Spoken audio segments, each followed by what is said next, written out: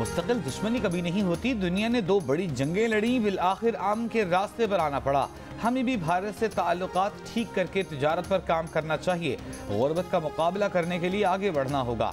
मारूफ कारोबारी शख्सियत मियां मोहम्मद बनशा का पाक भारत ताल्लुकात की बहाली पर जोर।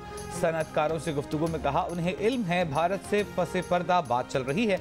अगर मामला ठीक हो जाएं तो मोदी को पाकिस्तान का दौरा करने में 1 महीना नहीं लगेगा। ये भी कहा कि करप्ट की गर्दान छोड़कर मुल्क को बचाना होगा। मईशत ठीक न हुई तो खुदा न खास्ता एक और बांग्लादेश बन जाएगा। नैब रोज किसी न किसी की पगड़ी उछाल रहा होता है, नैब को बंद कर देना चाहिए।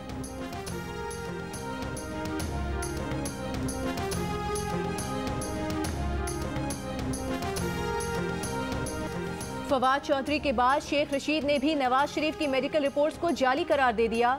कहा, नवाज शरीफ जाली रिपोर्ट्स पर बाहर गए और अब जाली रिपोर्ट्स पर वहां कयाम करना चाहते हैं।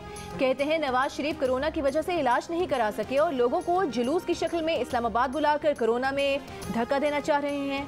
ऑपोजिशन शौक पूरा करे, इस्लामाबाद आ जाए। इन तिलों में तेल नहीं, रिंग पिस्टन में जंग बैठा हुआ है। एक सवाल पर बोले, न ढील, न धरना, न अदम एतमाद, कुछ नहीं हो रहा।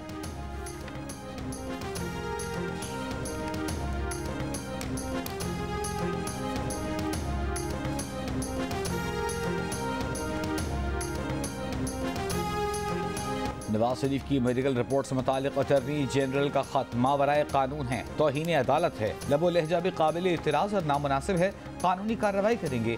शहबाज शरीफ की धमकी। खत सियासी वजूहात की बिना पर लिखने का इल्ज़ाम। कहा, अटॉर्नी जनरल ने अदालती हुक्म, कानून, मेडिकल बोर्ड की तश्कील को नज़रअंदाज किया। खत काबीना के दम तोड़ते सियासी बयानिए की हिमायत और मीडिया ट्रायल की नीयत से जारी किया गया। खत लिखकर किरदार कुशी की गई। आज भी नवाज शरीफ की मेडिकल रिपोर्ट्स बाकायदगी से जमा कराई जा रही हैं। अटॉर्नी जनरल की जानिब से शहबाज शरीफ को लिखे गए खत में कहा गया था कि शहबाज शरीफ ने लाहौर हाई कोर्ट में नवाज शरीफ की वतन वापसी की जमानत दी थी। नवाज शरीफ के ना आने पर शहबाज शरीफ 10 दिन में नवाज शरीफ की मेडिकल रिपोर्ट्स खुसूसी बोर्ड को पेश करें।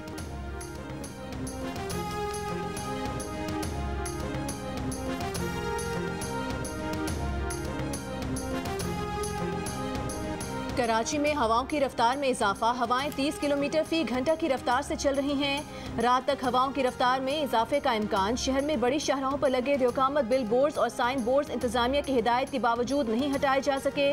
महकमा मौसमियात का कहना है कि कराची में हवा की रफ्तार 35 से 40 किलोमीटर और खुले मकामात पर 50 किलोमीटर तक पहुँच सकती है। शहर में तेज़ हवाओं का सिलसिला कल दोपहर तक जारी रहेगा। सर्दी भी बढ़ने का इम्कान। बलूचिस्तान में मकरान, चागी और साहिली इलाकों में तेज़ हवाओं का असर ज़्यादा होगा। वहाँ हवा की रफ्तार 70 किलोमीटर तक जाने का इम्कान। समुद्र में तूफ़ानी का भी खदशा, माहीगीरों को मुहतात रहने की हिदायत। कोयटा में गर्द आलू तेज़ हवाओं से मामूलात ज़िंदगी मुतासिर।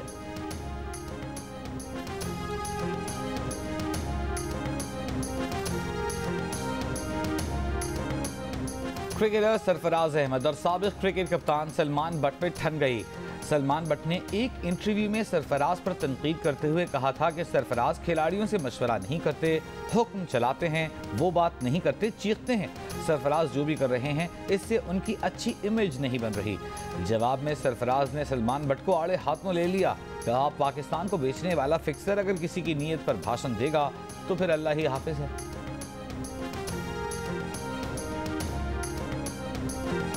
कोरोना टेस्टिंग किट्स की मेडिकल स्टोर्स और फार्मेसीज पर फरोख्त की इजाज़त। शहरी अब घर पर ही अपना कोरोना टेस्ट कर सकेंगे। पाकिस्तान में इंसदाद कोरोना वैक्सीन लगाने के अमल को 1 साल मुकम्मल। NCOC के मुताबिक मुल्क भर में वैक्सीन की अहल 54% आबादी को वैक्सीन लगाई जा चुकी। गुज़िश्ता रोज़ मुल्क भर में 12,54,125 अफराद को वैक्सीन लगाई गई। कराची, लाहौर और पेशावर में बुखार से बचाव की गोली पैराडोल की फराहमी की सूरत हाल बेहतर। लाहौर में दस्तियाबी मामूल पर आ गई।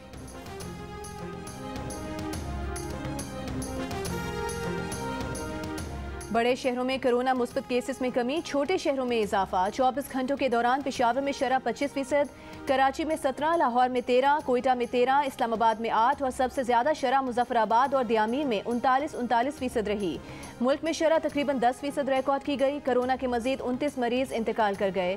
6047 नए केसेस सामने आ गए। कोयटा में कोरोना केसेस में इजाफे के बावजूद SOPs की कहीं पाबंदी नहीं। बाजारों और शाहराहों पर शहरी मास्क के बगैर कोरोना से बेफिक्र। कोटली में तमाम तालीमी इदारे आज से 9 फरवरी तक बंद।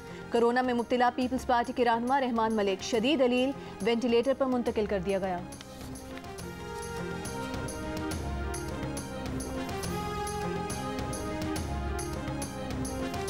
ऑपोजिशन आए और जनूबी पंजाब की तरक्की देखे।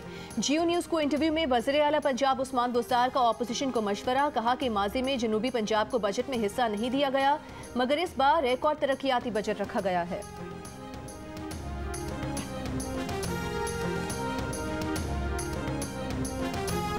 सूबाई वजीर सईद गनी का कहना है कि साबिक चीफ जस्टिस गुलजार अहमद का बल्दियाती कानून से मुताल्लिक फैसला कराची में उनकी फैलाई गई तबाही के इजाले का तरीक़ाकार हो सकता है। बल्दियाती इदारों के पास मालियाती और इंतजामी इख्तियारात मौजूद हैं। सुप्रीम कोर्ट के फैसले की जो शिक़ें क्लियर हैं उन पर फौरी अमल दरामद करेंगे, जो शिक़ें क्लियर नहीं उनकी वजाहत तलब की जाएगी। बल्दियाती कानून में तब्दीली के लिए कमेटी बनाई है, कमेटी देखेगी कि कहाँ कहाँ तब्दीली करनी है।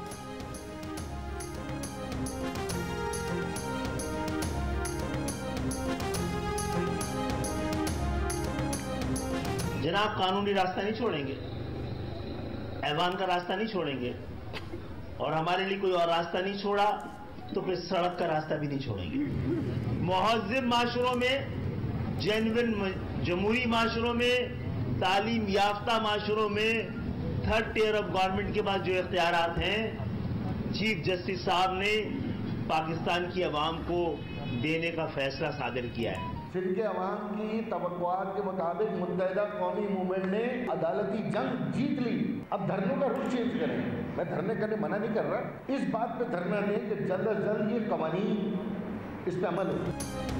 MQM पाकिस्तान के सरबराह खालिद मकबूल सिद्दीकी ने कहा है कि अगर वोट ने फैसला नहीं किया तो रोड को फैसला करना होगा। अगर कराची के अवाम रोड पर आ जाएं तो इस्लामाबाद का मंजरनामा तब्दील हो जाता है। हमने कानूनी जंग पाकिस्तान के अवाम के लिए जीती है। खालिद मकबूल सिद्दीकी बोले, आए हमारे साथ मिलकर जागीरदारों के गिरबान में हाथ डालें। MQM रहनुमा ख्वाजा इजहार ने कहा कि MQM ने अदालती जंग जीत ली, अब धरनों का रुख बदल दें, कवानीन पर अमल दरामद के लिए धरना दें। हाफिज नईमुर रहमान पर जमात इस्लामी को मामू बनाने का इल्जाम भी लगा दिया।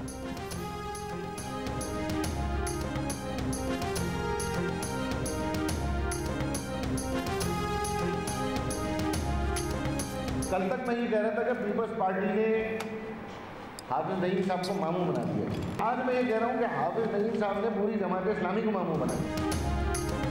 कराची में बल्दियाती कानून के खिलाफ पाक सरजमीन पार्टी का धरना चौथे रोज भी जारी। चेयरमैन मुस्तफ़ा कमाल का कहना है कि बल्दियाती इख्तियारात की जिद्दोजहद पर हमारा मजाक उड़ाने वाले आज उसका क्रेडिट ले रहे हैं। सुप्रीम कोर्ट ने PSC पर हमारे मौक़िफ़ की तौसीक़ की। Water board, solid waste management समेत सारे इदारे मिल भी जाएं, रकम नहीं होगी तो चलाएंगे कैसे। कराची से कश्मीर तक रकम की मुंतकिली का मैकेनिज्म बना कर दिया है। कराची की मौजूदा हालत में MQM बराबर की शरीक है।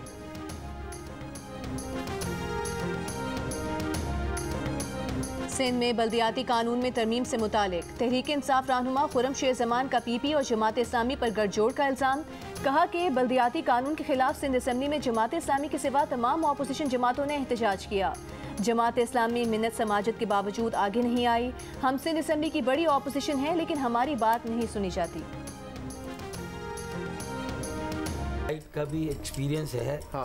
और फिर उसके बाद भी कोई ऐसी सिचुएशन आ गई। हाँ। जहाँ लगा कि बहुत सारी बातें हमारी कॉमन है। हाँ। तो फिर हम हुए, मीर हुए, तुम हुए, उसकी जुल्फों के सभी असीर हुए। नून लीग ने पार्टी में शमूलियत की ऑफर दी मगर मैंने ठुकरा दी। Noon league PTI people's party right, लेकिन मैंने मना कर दिया। इमरान खान को 5 साल पूरे करने चाहिए और अगले 5 साल भी मिलने चाहिए। उन्हें 5 साल पूरे करने चाहिए क्योंकि जो उन्होंने प्रॉमिस किया मे बी जो अभी तक नहीं कर पाए हैं, he is been very disappointing, तो वो कर लें कंप्लीट। प्रोग्राम जश्न क्रिकेट में 5 के दौड़ में फारूक सत्तार और अदाकारा रोशना खान इफ्ताह इस्माइल को हरा ना सके। फारूक सत्तार ने बताया कि उन्हें नून लीग पीपल्स पार्टी PTI ने पार्टी में शमूलियत की दावत दी लेकिन उन्होंने माजरत कर ली। कहा, अमेरिका जाने के लिए वो फ्लाइट लेते हैं जो लंदन के ऊपर से न जाए। पहली नज़र में मोहब्बत का तजर्बा है। अदाकारा रोशना ने कहा कि मायूस कुन कारकर्दगी के बावजूद इमरान खान को 5 साल पूरे करने चाहिए। ये भी बताया कि जब वो कनाडा जाती हैं तो शौहर उनके लिए हर रोज़ नया गाना बनाते हैं। शो में क्रिकेट एक्सपर्ट इंजमामुल हक, सिकंदर वक्त और शोएब अख्तर के तबसरे। आज जश्न क्रिकेट में कमर जमान कायरा और एशल फयाज मेहमान होंगे। प्रोग्राम देखें रोजाना रात 11 बजे सिर्फ जियो न्यूज पर।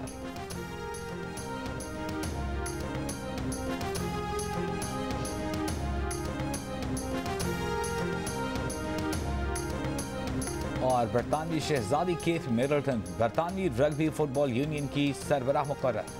केट मिडलटन शहजादा हैरी के बाद उनकी जगह रग्बी फुटबॉल यूनियन संभालने वाली शाही खानदान की पहली खातून बन गई।